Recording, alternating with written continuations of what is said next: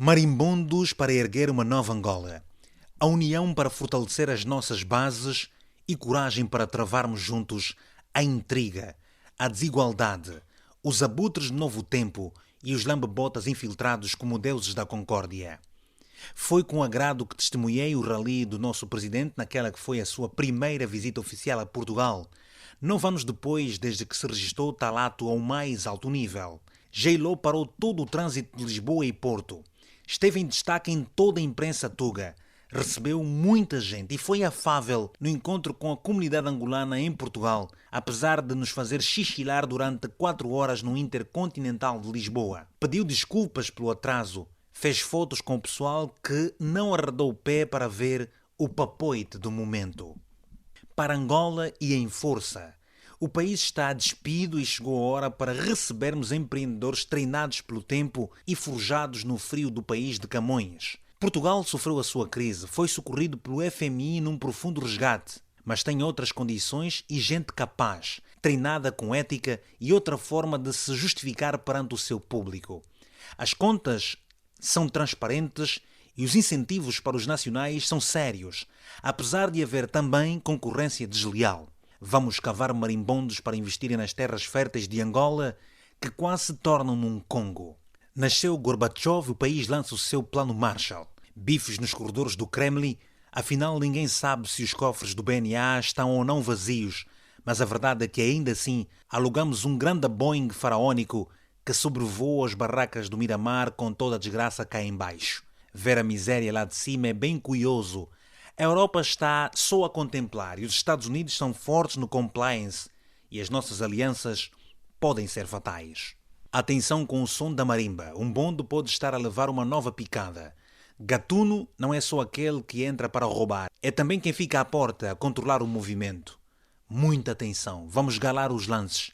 Esses cotas se uniram, parece que estão a fazer uma manobra de diversão. Os últimos filmes trazidos para a asta pública, entre o passado e o presente, em nada favorecem o bom nome de nenhuma entidade desse país. Os mais velhos precisam dar o seu exemplo de unidade na diversidade e mostrarem respeito um pelo outro, tudo o que os jovens precisam, já que os mais velhos, os nossos cotas, são as nossas referências. Nelson Mandela teve um dos maiores gestos da história, evitou confusões mais gravosas ao juntar-se a Frederic de Klerk. José Eduardo dos Santos perdoou os nossos irmãos, pais e filhos do outro lado da história desta Angola vasta. Há nesse momento muita boa gente que sabe que esse nosso país, que já foi capaz de engolir grandes sapos e ultrapassar crises bem maiores, nada ganha com a humilhação pública de GES. Os ataques de dentro e de fora, para mim, em definitivo, não foram nada bons. Sou totalmente a favor do combate à corrupção que em breve passará de escancarada para seletiva, um pouco como aquela que se sabe existe em Portugal.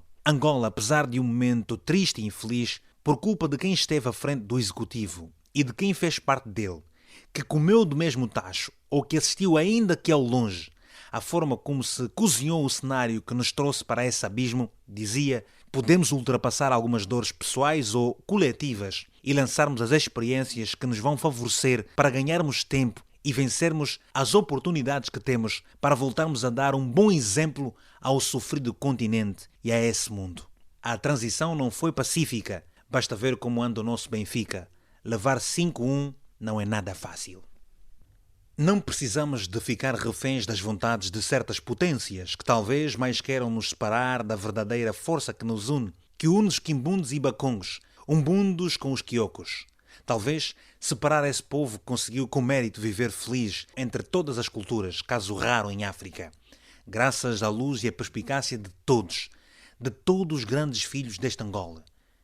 Não devemos estar a bater palmas sem vontade para assistirmos àquela novela que não nos vai engrandecer, discutirmos o indiscutível e partilharmos o que no fundo nos magoa. Cada um de nós tem uma grande responsabilidade na construção de uma nova nação. Vamos copiar o bom exemplo do Zimbábue, que apesar de ter registrado uma triste saída do líder da ZANU-PF, ainda não o vimos e espero que não se registre qualquer ato de humilhação pública de Mugabe.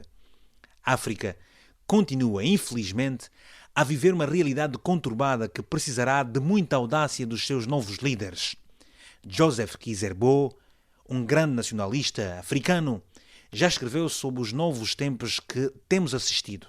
Angola deve dar um exemplo de que se pode deixar o poder sem sofrer qualquer tipo de represália. Temos muitas feridas por sarar e outros tantos problemas igualmente difíceis e graves por resolver.